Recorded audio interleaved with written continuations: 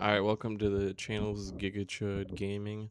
Um, Today we're gonna learn about power violence. The picture in the video was a picture of Napalm Death, and I'm confused because I thought Napalm Death was grindcore. Growing, similar to how hardcore punk was actually started. So let's talk about power violence and its history.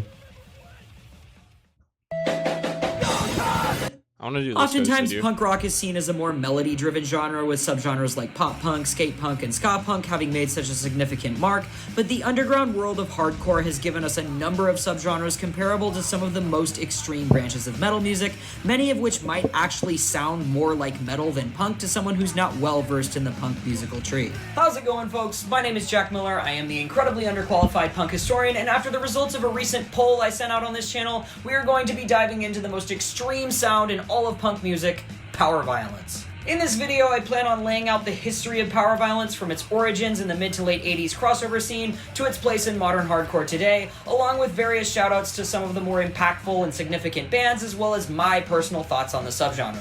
Before we dive in, I want to let you all know that I made a power violence Spotify playlist to go along with this video, and you can find a link in the description below. Much like with crust punk though, a lot of this stuff just isn't on streaming, so there's a number of rad bands that I did have to leave out. And finally, if you are interested in seeing videos about punk rock, may I humbly ask that you please subscribe to my channel here. I'm having a lot of fun making these, and I want to make sure that all of you can keep having fun watching them. Anyways! Like I mentioned in the introduction, the story of power violence has its origins in the mid-80s punk scene, following in the footsteps of the major players of the crossover thrash scene like Suicidal Tendencies, DRI, Void, and Cryptic Slaughter. Although the genre would also draw a lot of inspiration from some of the grindier hardcore bands of the same era like Discharge, Negative FX, and SSD, the metal influence of crossover was really what gave it the extra punch to take the next step forward into a more extreme sound. The sound that would later come to be known as power violence made its first debut in the form of a 12-minute and 41-second demo tape self-released by the Weymouth, Massachusetts-based band Siege. The young band would have a very short run from only 1981 to 1985, but their impact would be felt significantly throughout the world of hardcore punk, as not only the founding fathers of power violence, but in the budding scenes of crust punk and grindcore as well. And grindcore godfathers Napalm Death have even cited them as a major influence on their sound. Despite being a tiny blip on the already super underground radar of 80s hardcore punk, Siege's incredibly abrasive, rough demo tape made them hardcore pioneers almost overnight, and the late 80s would spawn what I think a lot of us would consider to be the first wave of power violence. Over the course of the next few years, power violence would find its way into all sorts of different places, but would make its most significant mark on the hardcore scene in California. Bro, I need to look up power violence really quick. And we'll come back to this video.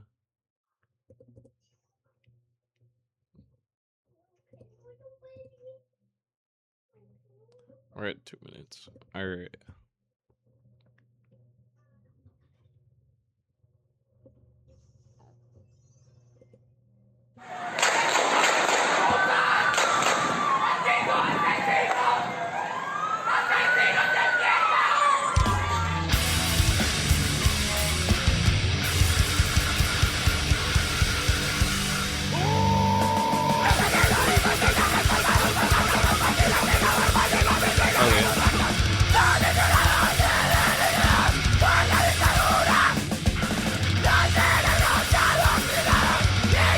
Oh yeah, it's not exactly core grind.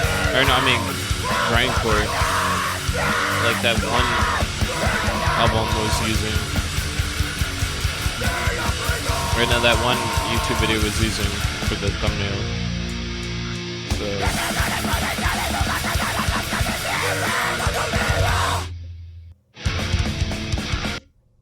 Yo, I have something for.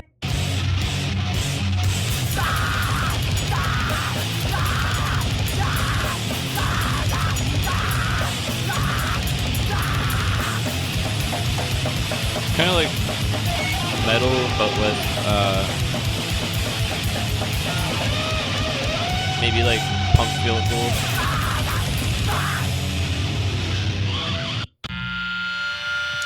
And like punk elements.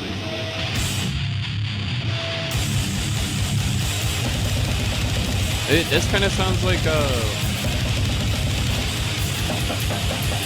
Mortician. A little bit.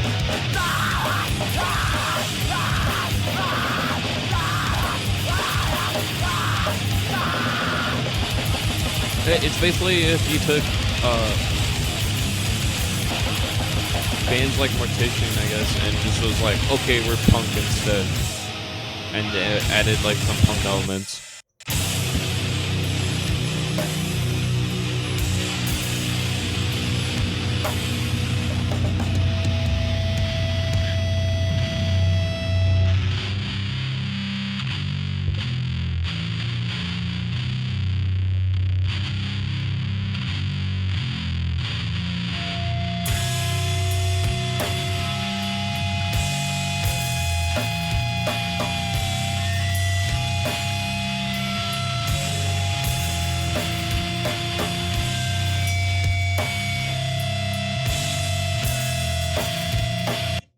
Apparently tested positive for the AIDS virus.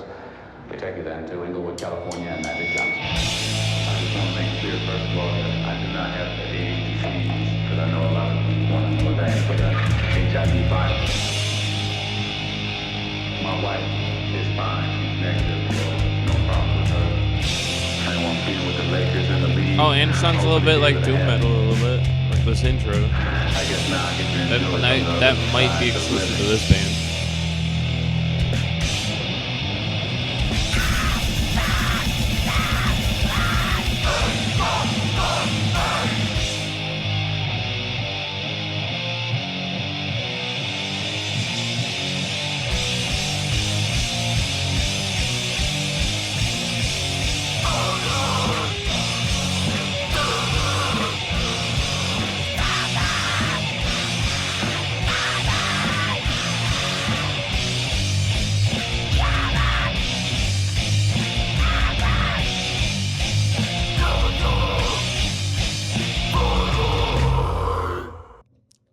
They also kind of those vocals at the end kind of remind me of MySpace metal emo shit vocals.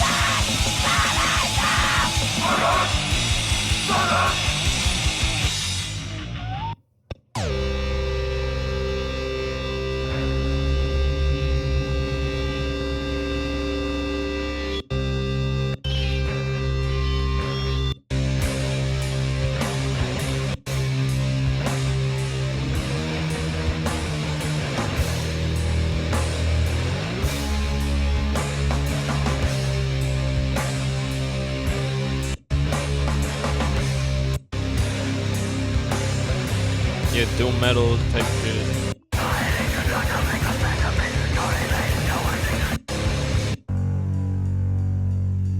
More doom metal.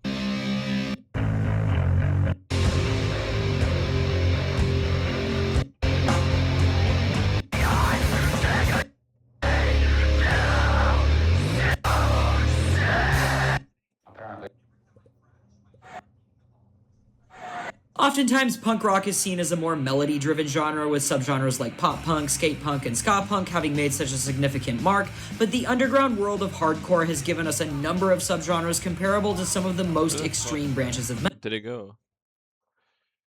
History. Gotta go back. Of metal music, many of which might actually sound more like metal than punk to someone who's not well versed in the fathers of power violence, but in the made them hardcore pioneers almost overnight, and the late 80s would spawn what I think a lot of us would consider to be the first wave of power violence. Over the course of the next few years, power violence would find its way into all sorts of different places, but would make its most significant mark on the hardcore scene in California, and the LA and Bay Area scenes would spawn a number of bands that would truly solidify power violence as a proper subsect of extreme hardcore. I'd say this stuff started to take shape around 1987, and a lot of it was put out by a San Francisco-based label called Slap-a-Ham Records. A few noteworthy bands from Slap-a-Ham's roster include Infest, Crossed Out, No Comment, Neanderthal, Man is the Bastard, Spaz, and the Capitalist Casualties. The label was also home to a number of power violence bands based outside of California, including Hell Nation, Enemy Soil, and the Japanese duo The Slight Slappers. I also want to mention the smaller label 625 Thrashcore, which was started a few years after the initial boom in the late 80s, that also spawned a handful of noteworthy bands like Charles Bronson, What Happens Next, and Iron Lung. The label's founder, Max Ward, was also a key player player on the musical side of things as well, having played drums in several Powerviolence bands from this era, including Spaz and Capitalist Casualties. I also, of course, have to talk about the LA-based Pessimizer Records that was founded by Chris Edler from the band Despise You, that issued a series of compilations titled Cry Now, Cry Later that primarily featured Powerviolence, and I'd say Pessimizer really put LA on the map as one of the definitive scenes of the genre's origins. Due to its extreme sound and close scene proximity, 90s Powerviolence also crossed over into the realm of crust punk quite frequently, and a lot of crust punk bands like Drop Dead, Dystopia, and Los Crudos would often be seen playing shows with Powerviolence bands, and also had a lot of material that crossed over into the genre as well. I've done a whole video on crust punk, so if you're a fan of that stuff and you haven't seen it yet, definitely check that one out when you get the chance. And finally, to round off the 90s Powerviolence scene, I also want to mention the quote-unquote emoviolence cohort, which included bands like Orchid, Inhumanity, and Page 99. As far as emo violence goes, the name is pretty self-explanatory if you're a music nerd like me, but it's essentially an offshoot of Powerviolence that crosses over into the realm of emotional hardcore. This stuff is far too niche to get an entire video of its own, but I'll probably talk about it a little more when I eventually cover emotional hardcore and Scarns. Bro, I gotta check that out. I can't wait any longer.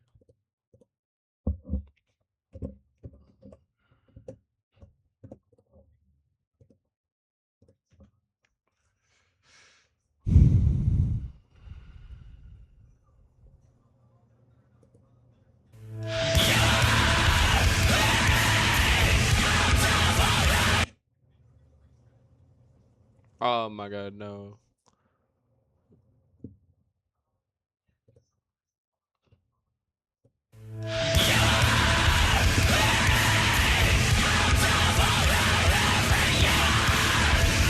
Kinda sounds like Black Mirror.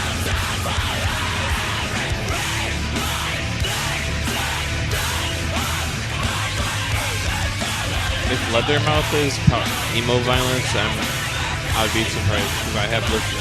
I like the Leathermouth band or album, whatever it's called.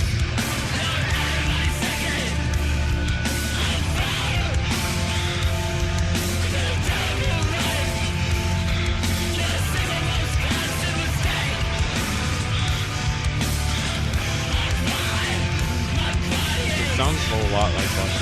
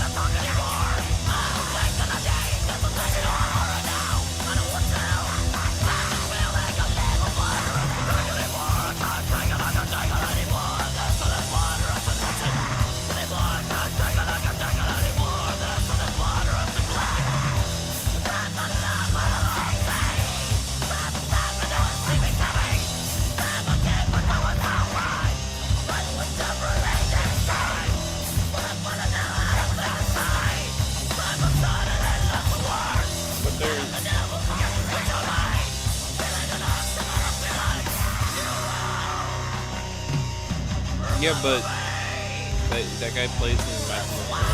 I don't see why it wouldn't be whatever.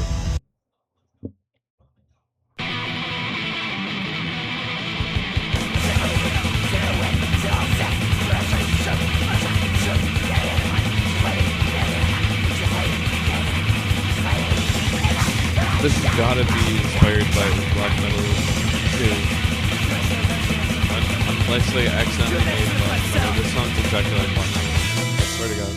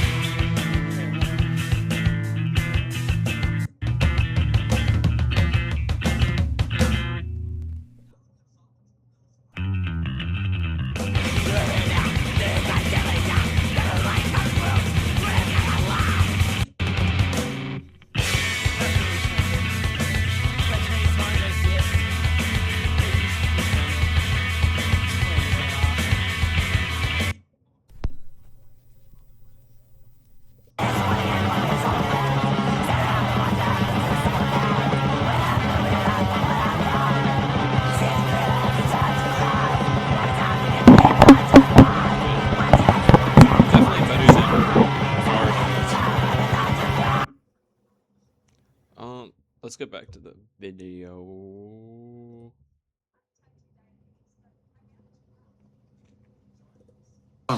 That said, it definitely is important to include this stuff here, as it really is more of a product of power violence than it is anything else. Going back to something I mentioned earlier, though, I'm sure many of you familiar with extreme punk have at least heard the term thrashcore somewhere before, and it essentially refers to punk bands in the early days that were playing just a little faster and more extreme than the rest. In other words, what people call thrashcore was more or less what all the crossover thrash bands were doing before they started playing chug riffs and halftime breakdowns in between fast parts. The genre is more or less extinct these days, as all of its key players like Void, DRI, and Cryptic Slaughter either disbanded or started doing the proper crossover thrash sound a long time ago, but a few names in this camp you might not recognize include Septic Death, Deep Wound, and Heresy. I also want to mention the bands Vitamin X, Limp Wrist, and Trash Talk, and although I think most people, including myself, usually think of them as crossover thrash or simply hard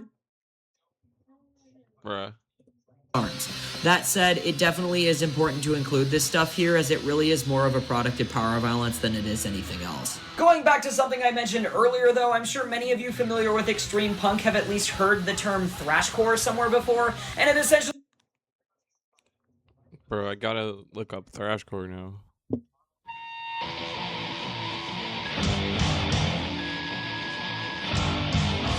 Oh, here it is. Cryptic Slaughter.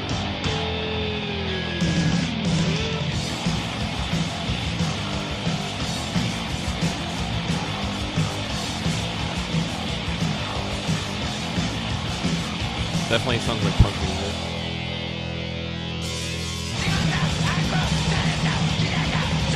Bro, that sounds so similar to Power Violence.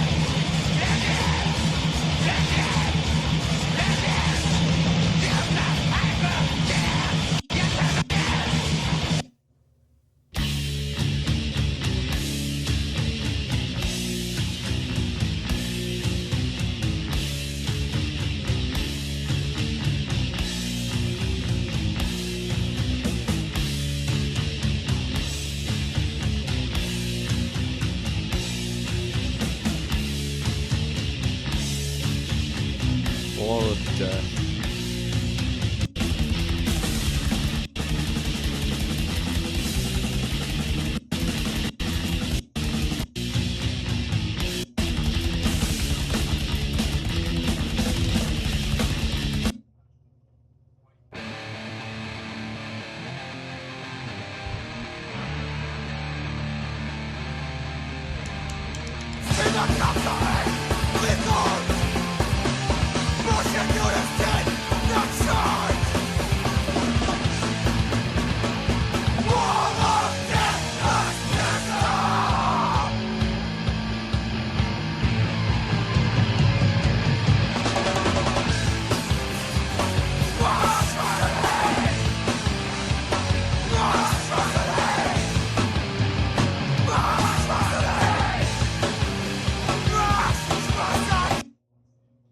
This is the real weepy and like tragic part of the story. Now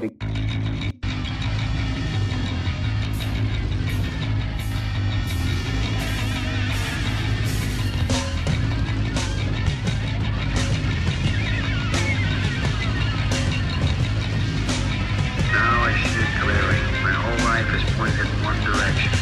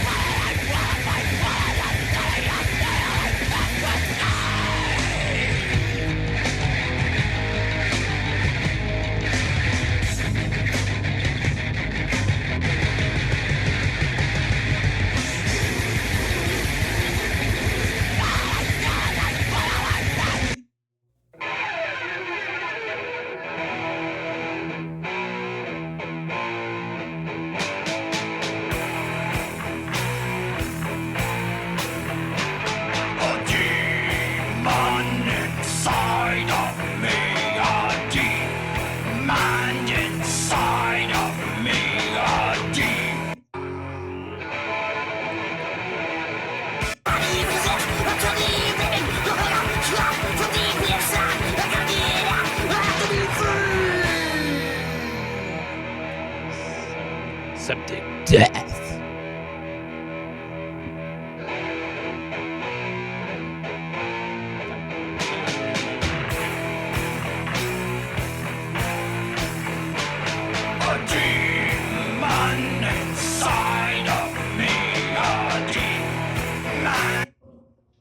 Send more cops.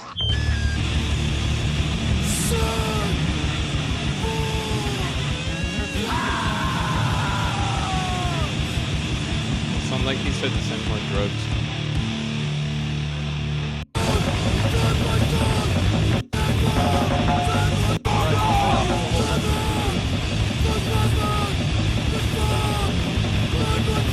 Wait, tell mom. I really.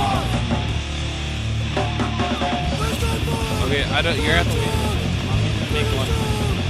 I said you like 3 things.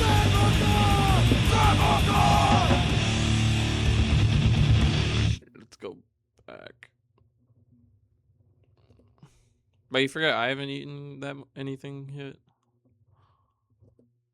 And it essentially refers to punk bands in the early days that were playing just a little faster and more extreme than the rest. In other words, what people call thrashcore was more or less what all the crossover thrash bands were doing before they started playing chug riffs and halftime breakdowns in between fast parts. The genre is more or less extinct these days as all of its key players like Void, DRI, and Cryptic Slaughter either disbanded or started doing the proper crossover thrash sound a long time ago, but a few names in this camp you might not recognize include Septic Death, Deep Wound, and Heresy. I also want to mention the bands Vitamin X, Limp Wrist, and Trash Talk, and although I think most people, including myself, usually think of them as crossover thrash or simply hardcore bands, they're really the only authentic examples of thrashcore I can think of that's come out in the past 2 decades. That is besides Municipal Waste, who also dabbled with a more lighthearted take on the thrashcore sound in their early days. In all honesty though, most of this stuff tends to lean one way or the other towards crossover thrash or power violence, and I generally just think of thrashcore bands as one or the other. After its rise to niche popularity status in the 90s, power violence has retained a small but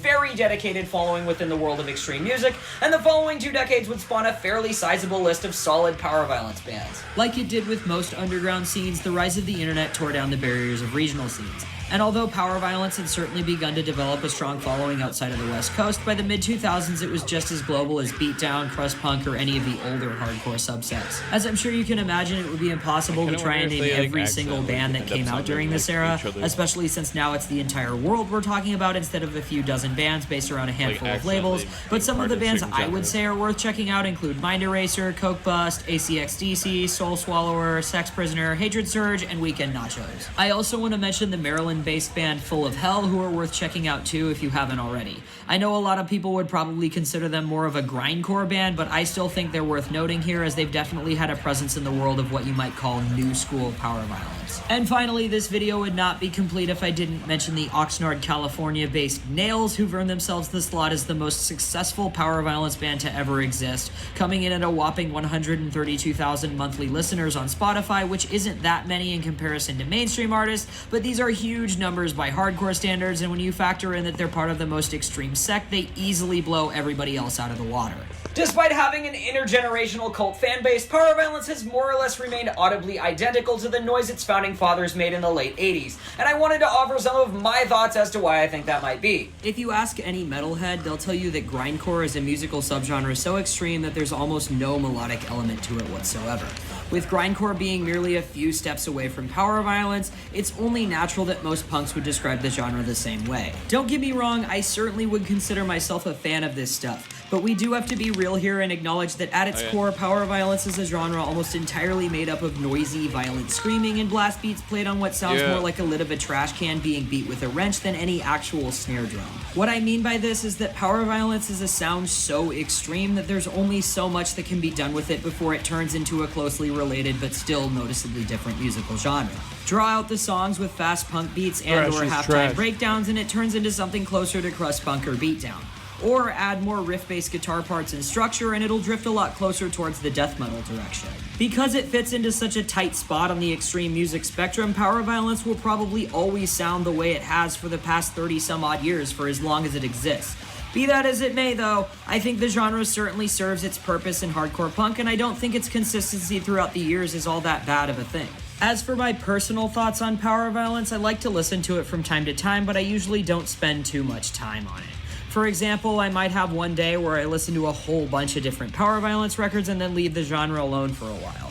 Or I might throw it into a mix with other hardcore breeds like crust, crossover, or beatdown and listen to it alongside the other genres. Regardless if you're a casual or diehard listener though, Powerviolence is something I'd say anyone who considers themselves a fan of hardcore punk should at least try. It's without question an acquired taste and definitely not for everybody, but at least in my experience, once it clicks, I feel like there's a certain energy you get from it that nothing else in punk music really emulates. Anyways, I think that about sums up our crash course on Powerviolence here. I actually had a lot of fun writing and researching this one, as Powerviolence isn't a genre I visit nearly often as I once did a few years ago, and I definitely enjoyed listening to a lot of these bands again. Before I sign off, I do also want to mention that my brand new band Zest will be hitting Bridge City sessions in Portland at the end of the month here, and I'll be sharing our videos to a playlist on this channel once that happens. My other band, Sellout Club, met an unfortunate end this past December, but you know, things must go on, and I'm super excited about Zest, so if you're into skate punk, definitely check out our Bridge City when it comes out,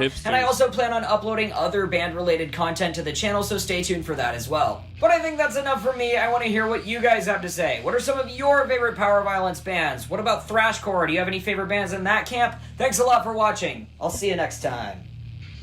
Yeah, like and subscribe, bro. To me, you can check them out too. Bye-bye. And leave comments.